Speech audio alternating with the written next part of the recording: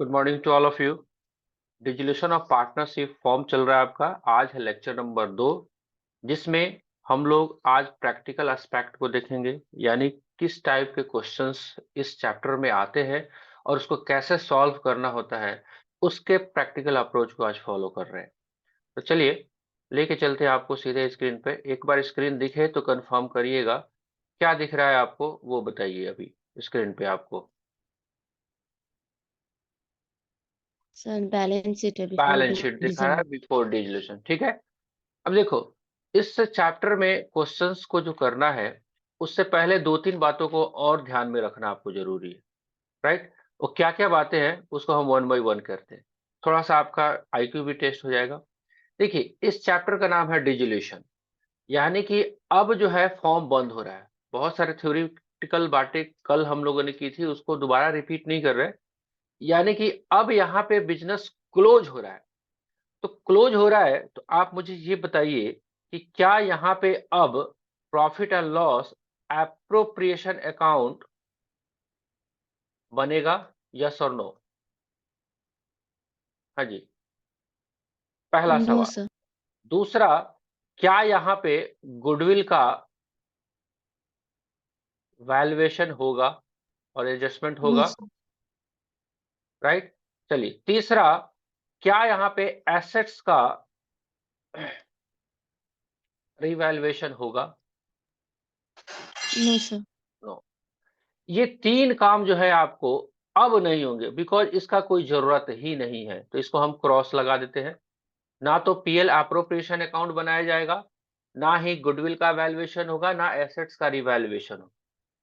यहाँ पे जो मेन काम होगा वो होगा, अगर हम टेक्निकली बोले तो सेटलमेंट ही होगा। सेटलमेंट होगा।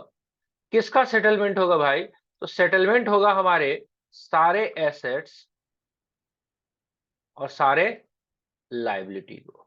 भाई दुकान बंद करने जा रहे हैं, तो दुकान में जो स्टॉक है वो उसको बेचना होगा या किसी को देना होगा। उसका टेबल, कुर्सी, पंखा, इन्वर्टर सब। इसके साथ साथ जो भी लायबिलिटी है, यानी कि जो भी आपके महाजन है, जो पैसे आपको दिए हैं, दुकान बंद कर लोगे, क्या पैसे नहीं देने होंगे? देने तो होंगे, राइट। अब इस चैप्टर में या इस कॉन्सेप्ट में आपको सेटलमेंट ही करना है। अब सेटलमेंट का कुछ रूल्स है, उसको अगर देख लेंगे हम लोग तो बहुत मुश्किल ये चैप्टर नहीं है। तो अगर हम बात करें, हमारे पास बैलेंस शीट्स हमारे पास अवेलेबल है बिफोर डिसोल्यूशन का। डिसोल्यूशन से पहले का बैलेंस शीट तो जो बनेगा, बिल्कुल बनेगा, राइट। अब इसका डिसोल्यूशन का पहले का जो बैलेंस शीट्स बनेगा, अब चूंकि इसका सेटलमेंट हम लोग करने जा रहे हैं, इसका सेटलमेंट होगा और वो होगा रियलाइजेशन अकाउंट के थ्रू। रिवैल्यूएशन नहीं, रियलाइजेशन अकाउंट। तो रियलाइजेशन अकाउंट में कुछ अकाउंटिंग एंट्रीज होंगे। तो एक बार बैलेंस शीट्स के हम पॉइंट ऑफ व्यू से देखते हैं और उसको कहां कहां भेजना है वो हम बात करते हैं। देखिए, ये जो पोर्शन है, ये जो पोर्शन है यहां से यहां तक का, एसेट साइड का, ये जाएगा कहां पे? रियलाइजेशन अकाउंट में। रियलाइजेशन अकाउंट के किस साइड में जाएगा? डेबिट साइड में। Debit side, right. Debit side में जाएगा और किस वैल्यू पे जाएगा? बुक वैल्यू पे, यानी कि जो बैलेंस शीट में वैल्यू है वो वैल्यू पे जाएगा। ध्यान से देखिएगा, बहुत शॉर्टकट तरीका मैं बता रहा हूं, जिससे आपका लाइफ आसान हो जाएगा। यानी कि अभी हम एसेट साइड को एक तरीके से समझने के लिए मान सकते हैं क्रेडिट साइड है। ऑल्दो ये क्रेडिट साइड नहीं होता है, लेकिन एसेट्स आपका कहाँ पड़ा हुआ है? क्रेडिट साइड में पड़ा हुआ है ना। अब इसको रियलाइजेशन के किस साइड में लेना है? डेबिट साइड में। यानी कि जो भी बैलेंस शीट में आइटम है उसका उल्टा साइड में ले जाके आपको रियलाइजेशन में भेज देना है। ये भी जो है अगर बुक्स में पड़ा होगा, ये भी जाएगा कहाँ पे? रियलाइजेशन अकाउंट में। कहाँ पे जाएगा? डेबिट साइड में और बुक वैल्यू, ठीक है। चलिए, ये भी आपको जाएगा यहां तक, ये भी जाएगा रियलाइजेशन अकाउंट में, डेबिट साइड में, बुक वैल्यू पे। ये भी जाएगा, लेकिन इसमें से कुछ पोर्शन नहीं जाएगा, इतना पोर्शन जाएगा। रियलाइजेशन अकाउंट में, डेबिट साइड में और बुक वैल्यू। ठीक है। अब आपके पास सवाल आना चाहिए कि सर ये कैश इन हैंड और बैंक ये भी तो एसेट्स है, क्या ये नहीं जाएगा? नहीं जाएगा, इसको हम लोग रियलाइजेशन अकाउंट में नहीं भेजेंगे, नॉट सेट। ये रहेगा अलग ही, और ये बाद में जब इसका सेटलमेंट हो जाएगा, पैसे जब दे देंगे, ले लेंगे, तब जाके ये अपने आप क्लोज होगा। तो ध्यान पूर्वक, कैश और बैंक को हमको रियलाइजेशन अकाउंट में नहीं भेजना है, राइट? ये छोड़ देना है। क्लियर? इतना बात समझ में आया?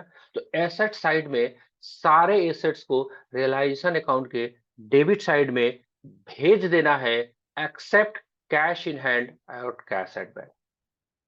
ये बात समझ में आया? चलिए, लायबिलिटी साइड का कौन-कौन आइटम उठा के भेजेंगे? चलिए, ये भेजना है क्या रियलाइजेशन अकाउंट में?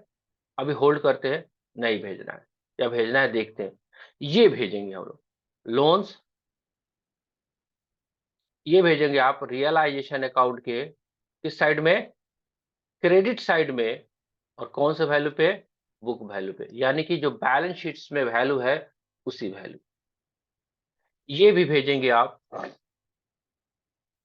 रियलाइजेशन अकाउंट के क्रेडिट साइड में, बुक वैल्यू पे। मतलब अभी 2 आइटम लायबिलिटी साइड का बच गया, ये वाला कैपिटल। तो इसके लिए कैपिटल अकाउंट ओपन है ऑलरेडी, ये कैपिटल अकाउंट ओपन रहेगा। और ये जो रिजर्व एंड सरप्लस है, डिसोल्यूशन के टाइम में इसको हम लोग ट्रांसफर कर देंगे कैपिटल अकाउंट में, है ना? इसको हम लोग रियलाइजेशन में क्या भेजेंगे? रियलाइजेशन अकाउंट में नहीं भेजना है, नॉट, नो सर। राइट? नहीं भेजना है। ये है ही पार्टनर्स का पैसा, तो इसको सीधे-सीधे पार्टनर्स के अकाउंट में हमको भेज देना है। तो एक मोटा-मोटी आइडिया लग गया।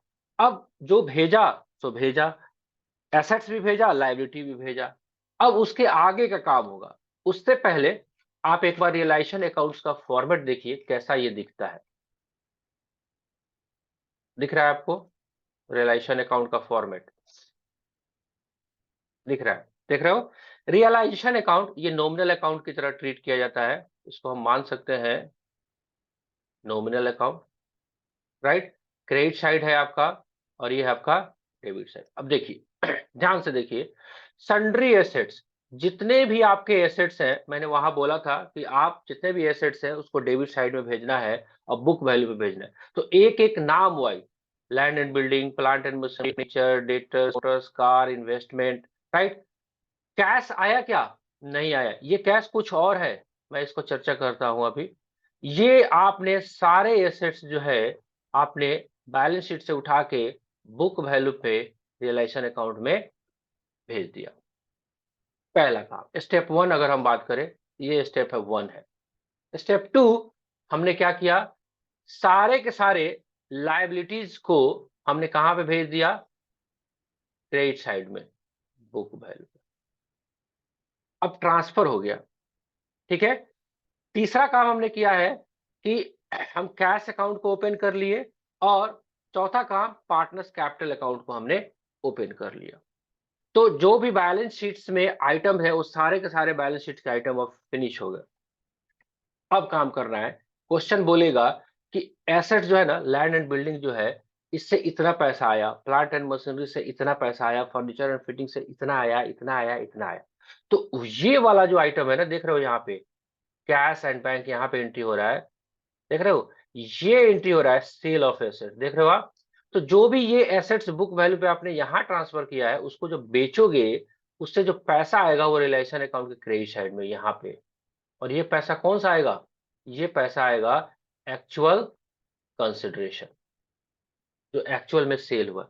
अब मान लेते हैं ये पूरा का पूरा 10 लाख का होगा, और बेचने के बाद ये 11 लाख का होगा, कोई बात नहीं, 1 लाख प्रॉफिट हो गया रियलाइजेशन का। हुआ कि नहीं हुआ? सेम लाइक इस लायबिलिटी का पेमेंट भी दिया जाएगा। क्वेश्चन बोलता है कि इतना में करना है तो इतना में, अदरवाइज जितना बुक वैल्यू है उतना पे कर देना है। तो देखिए, ये cash and bank balance sheet वाला नहीं आया था, ये आया था आपका कौन सा? ये पेमेंट ऑफ लायबिलिटी का है, यानी कि इन सारे लोगों को, ये जो लोग हैं, इनको आपने पेमेंट किया, वो यहाँ पे आएगा। ठीक है? तो ये काम हो गया। उसके बाद ऐसा भी सिचुएशन आ सकता है कि आपका कोई ऐसा लायबिलिटी जो बैलेंस शीट्स में नहीं है, उसको भी पे करना पड़ जाएगा। वो अचानक से आ गया, उसको पता चला कि भाई दुकान बंद हो रहा है तो मेरा भी पैसा है, आपके बुक्स में नहीं है, उसको भी आप पेमेंट कर देंगे, कोई दिक्कत नहीं। ठीक है? चलिए, उसके अलावा रियलाइजेशन अकाउंट को प्रिपेयर करने के लिए या रियलाइजेशन करने के लिए खर्चे भी होंगे। भाई एसेट्स बिकेगा तो ब्रोकर के पास जाएँगे, ठेला भाड़ा लगेगा या बहुत सारा ट्रैवलिंग का कॉस्ट लगेगा। तो सारे के सारे एक्सपेंसेस कैश एंड बैंक के रूप में एक्सपेंसेस पेड, इसको हम लोग बोलते हैं जनरली रियलाइजेशन एक्सपेंसेस। उसको आप यहाँ पे डाल देंगे। ऐसा भी सिचुएशन हो सकता है कि इस लायबिलिटी में से कुछ लायबिलिटी पार्टनर ने ले लिया है, तो उसके इंडिविजुअल नेम पे आप ट्रांसफर कर दोगे। ऐसा भी हो सकता है कि कुछ एसेट्स जो है वो पार्टनर ले ले, उसको दे देंगे। अब दोनों को कंपेयर करेंगे। अगर हमारा प्रॉफिट आता है, तो ये profit transfer to partners capital account in their profit sharing ratio. अगर लॉस आता है, तो loss transfer to partners capital account in their profit sharing ratio. हो गया बात खत्म। क्या मुश्किल काम है रियलाइजेशन अकाउंट को प्रिपेयर करना? बिल्कुल नहीं। तो क्या स्टेप याद रखना है? हमको 3 लेजर साइमल्टेनियसली ओपन करने हैं। First realisation account, second partners capital account and third cash and bank account. और जितने भी बैलेंस शीट्स के आपके एसेट्स है, उसको रियलाइजेशन अकाउंट के डेबिट साइड में बुक वैल्यू पे ट्रांसफर कर देना है। जितने भी बैलेंस शीट्स में लायबिलिटीज है, उनको रियलाइजेशन अकाउंट के क्रेडिट साइड में बुक वैल्यू पे ट्रांसफर कर देना है। राइट? उसके बाद बैलेंस शीट में जितने भी रिजर्व एंड सरप्लस है, उनको हम पार्टनर्स कैपिटल अकाउंट में ट्रांसफर कर देंगे। उसके बाद एसेट्स को बेचेंगे, जो भी सेल्स कंसिडरेशन आएगा रियलाइजेशन अकाउंट के क्रेडिट साइड में लिख देंगे। जो भी लायबिलिटी का पेमेंट होगा, वो रिलेशन अकाउंट के डेबिट साइड में लिख देंगे।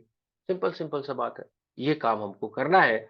और इसके अलावा अगर कोई एसेट्स को पार्टनर टेक ऑफ करता है, उसको रिलेशन अकाउंट के डेबिट साइड में लिख देंगे एट देयर एग्रीड वैल्यू, जितना पे वो लेता है। जो भी लायबिलिटीज को आप ट्रांसफर करोगे पार्टनर्स को, उसको भी हम रिलेशन अकाउंट में लिख देंगे। फिर डेबिट साइड को क्रेडिट साइड से कंपेयर करेंगे। अगर क्रेडिट साइड ज्यादा है तो प्रॉफिट होगा, अगर क्रेडिट साइड कम है तो लॉस होगा। इतना काम करना है। अब ये जो लेजर पोस्टिंग हो रहा है, क्या इसका आप जर्नल एंट्री नहीं कर सकते? अगर जर्नल एंट्री की बात करें, देखिए सिंपल सा, रियलाइजेशन अकाउंट में एसेट्स डेबिट हुआ है, तो realisation account debit to land and building यानी कि एसेट्स अकाउंट, जर्नल एंट्री यही हुआ। इसको भी एक बार देख लेते हैं हम लोग, हमारे पास अवेलेबल है। देखिए यहाँ पे एक बार समरी रूप में और लगाइए। देखिए जर्नल एंट्री कैसे होगा? Transfer of assets except cash and bank balance. मैंने वहां पे भी बोला था, आपको कैश और बैंक को छोड़ के बाकी सारे एसेट्स को ट्रांसफर करना है। एक और भी चीज छोड़ना होता है, fictitious एसेट्स का प्रॉफिट एंड लॉस अकाउंट का डेबिट बैलेंस भी होगा, उसको भी छोड़ के आप जाओगे। क्या जर्नल एंट्री होगा? Realisation account debit to sundry assets account. Assets के नेम वाइज आप जर्नल एंट्री कर दोगे। और कौन से वैल्यू पे जाएगा? ध्यान से, बुक वैल्यू पे। कौन से वैल्यू पे? Book value. सिंपल। चलिए उसके बाद transfer of liability except partners loan capital and undistributed profit. क्या क्या? Except partners loan, partners loan को भी नहीं ट्रांसफर करना है, कैपिटल एंड अनडिस्ट्रीब्यूटेड प्रॉफिट। तो बैलेंस शीट्स के ये 3 आइटम को छोड़ के बाकी सारे को आप ट्रांसफर कर दोगे sundry liabilities account debit to realisation account. किस वैल्यू पे? Book value. Sale of assets, आप सेल एसेट्स को बेचिए, कैश या बैंक में बेचोगे, रियलाइजेशन आएगा एट सेलिंग प्राइस। ये अभी डिस्कस किया था हम लोगों ने। Assets taken over by partner, अगर कोई एसेट्स पार्टनर टेक ओवर करता है, तो partners capital account debit to realisation account. कौन से वैल्यू पे? जितना में वो लेता है, यानी कि एग्रीड वैल्यू पे। ध्यान से स्क्रीन को पॉज करके लिख रहा होगा, लिख लीजिएगा। ये बहुत शॉर्टकट तरीका बताया गया आपको। उसके बाद sale of unrecorded assets, cash account debit to realisation account, amount received on sale, payment of liability realisation account debit to cash bank, amount of payment. Simple सा बात। Any liability taken over by partner realization account debit to partners capital account at their agreed value. Payment of realisation expense, भाई assets को sell कर रहे हैं, liability को payment कर रहे हैं, उस पे कुछ खर्चा तो होएगा, उसके लिए realisation account debit to cash account, amount of payment. Payment of unrecorded liability, कुछ ऐसा लाइबिलिटी आ गया जो रिकॉर्ड में ही नहीं है, उसको भी पे कर दीजिए, राइट। उसके बाद payment of realisation expense by any partner, अगर रियलाइजेशन का एक्सपेंस कोई पार्टनर करता है तो कोई बात नहीं, कैश की जगह पार्टनर्स का कैपिटल अकाउंट लिख देना। उसके बाद आप रियलाइजेशन के प्रॉफिट को और लॉस को डिस्ट्रीब्यूट कर दें। इतना काम ही है इस चैप्टर पे, मतलब 13वीं करना है, सब कुछ खत्म करना है, सब कुछ खत्म करना है। क्लियर? चलिए एक दो एग्जांपल देख लेते हैं हम लोग।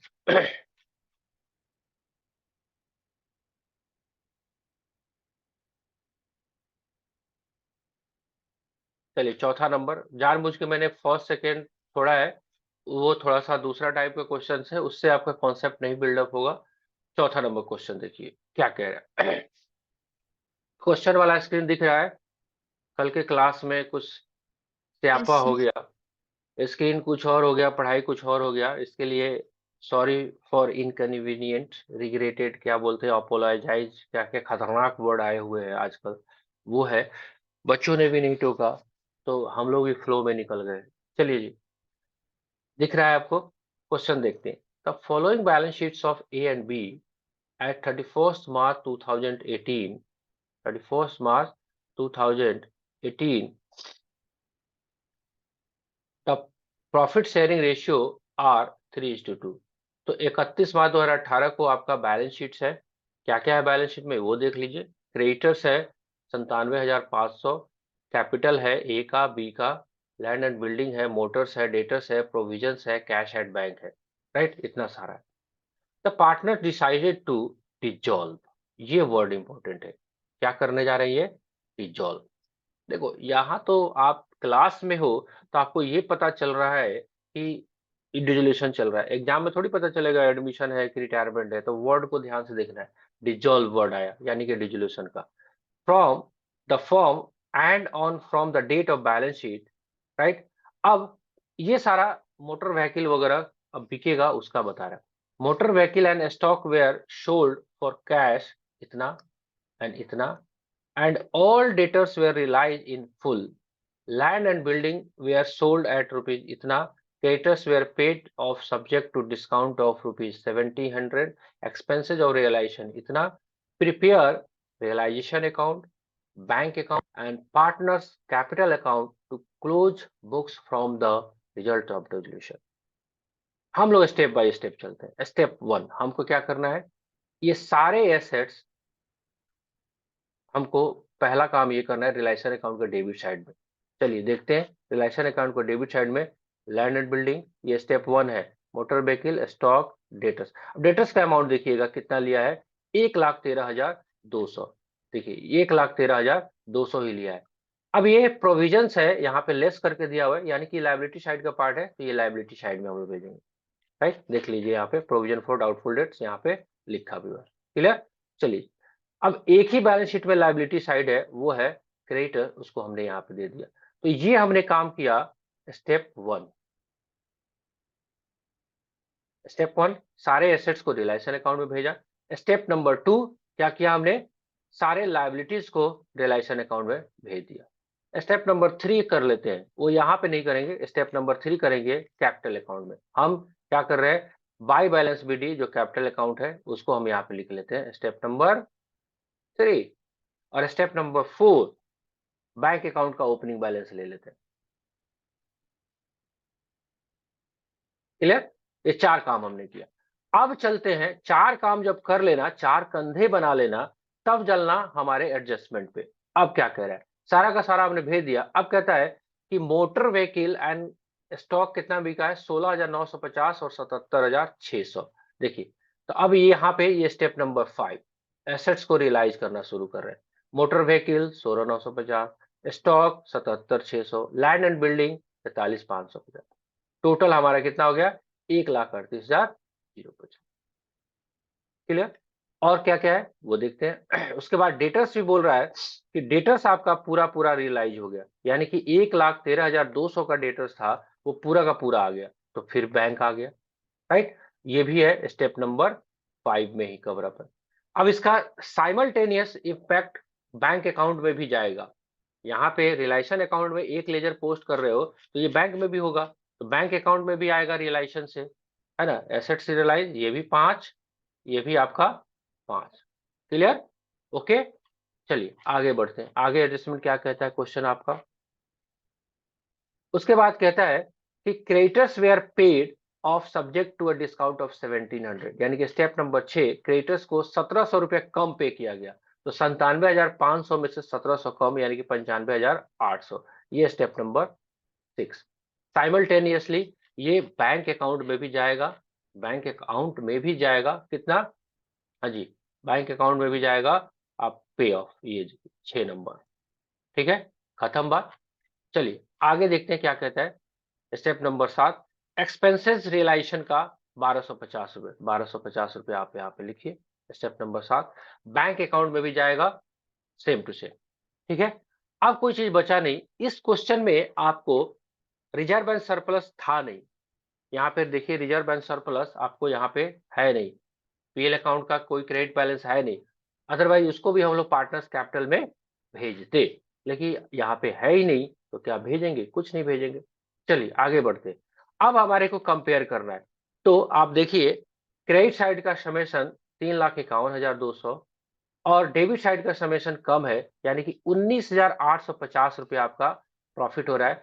3:2 इनका प्रॉफिट शेयरिंग रेशियो है, तो 19,850 को 3:2 में 11,910 और 8940 रुपए में आप बांट दीजिए, रियलाइजेशन अकाउंट क्लोज हो गया। अब जैसे ही ये प्रॉफिट बटा, तो ये कैपिटल अकाउंट में यहाँ पे आएगा बाय रियलाइजेशन अकाउंट, इतना, राइट? चलिए अब इधर का क्रेडिट साइड का जो 96,910, 70,940, अब इतना पेमेंट करना पड़ेगा, राइट? 96,910 और 70,940, और कमाल की बात है ये बैंक अकाउंट जो आपने बनाया ना, यहाँ पे ये स्टेप नंबर 7 था आपका, यहाँ पे भी इतना करोगे और फाइनली बैंक का और कैश का कोई भी बैलेंस नहीं रहेगा। यही एक प्रमाण है इस चैप्टर में क्वेश्चंस को सत्यापित करने का कि आपका उतना ही सारा लेजर क्लोज हो चुका होगा, कोई भी लेजर बैलेंस नहीं होगा। अगर बैलेंस क्या बनेगा भी, बिल्कुल नहीं बनेगा। क्यों? क्योंकि अब ये फॉर्म ही बंद हो रहा है, तो कोई भी लेजर अब एग्जिस्ट नहीं करेंगे। जितना हिसाब हुआ, जो प्रॉफिट हुआ, सब बाँट-बूट के पार्टनर्स को लास्ट में पैसे दे दिए गए और फॉर्म हो गया क्लोज। तो ये एक ओवरऑल क्वेश्चंस का कॉन्सेप्ट है। आगे क्वेश्चन में इफ बट होगा, आप क्वेश्चन करिए और दिमाग लगाइए और इस चैप्टर को जितना जल्दी हो सके आप फिनिश करिए, राइट? अभी मैं दोबारा से यहाँ पे पूरा का पूरा आपको स्क्रीन आपको दिखा देता हूँ। ये रियलाइजेशन अकाउंट्स का फॉर्मेट है, राइट? आपके बुक में भी फॉर्मेट होगा, राइट? नहीं है तो यहाँ से भी आप स्क्रीन पॉज़ करके आप रजिस्टर पे एक बार लिख लीजिएगा ज़रूर। उसके बाद जितने भी जर्नल एंट्री हम लोगों ने देखे, उसको एक साथ मैंने यहाँ पे डाल दिया और कौन से वैल्यू पे जाएगा। उसके बाद मैंने क्वेश्चन में आपको स्टेप बाय स्टेप भी आपको डिस्कशन कर दिया। होप सो कॉन्सेप्ट समझ में आया होगा। बाकी आप क्वेश्चंस हाथ से लगाओगे तो आपको समझ में आएगा। चलिए जी, इतना चर्चा में कोई डाउट है बताइए, अदरवाइज़ आपको होमवर्क में क्वेश्चन रहा। हाँ जी, बोलिए।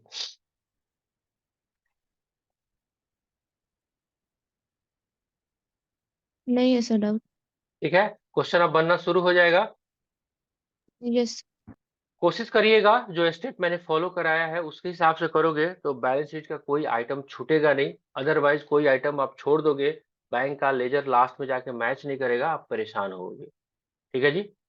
चलिए, तो आशा है आज मैंने पूरा स्क्रीन शेयर के साथ मैंने आपको क्वेश्चंस कराने की कोशिश की। जो बच्चे नहीं ज्वाइन कर पाए उनको लिंक मिल जाएगा, वो लोग देख लेंगे। ठीक है जी। चलिए, तो आशा है आज आपका 1 मार्च 2023 हो चुका है। 8 मार्च 2023 को होली है, तो 6 दिन में, अब इस 6 दिन हमारे पास 7 तारीख तक हम लोग क्लासेस कर सकते हैं, राइट? तो 7 तारीख में अभी हमारे पास 6 दिन बचा हुआ है और आशा है 6 दिन में इस चैप्टर को हम लोग निस्ते-नाबूद कर देंगे। लेकिन आपको एक अथक प्रयास करना पड़ेगा। मैं भी चाहता हूँ कि होली आपका अच्छे से बने और एक मेंटल प्रेशर खत्म हो कि हमारा सिलेबस कंप्लीट हो चुका है। ओके? चलिए, मिलते हैं हम लोग नेक्स्ट क्लास में। तब तक के लिए good day to all of you. जय हिंद।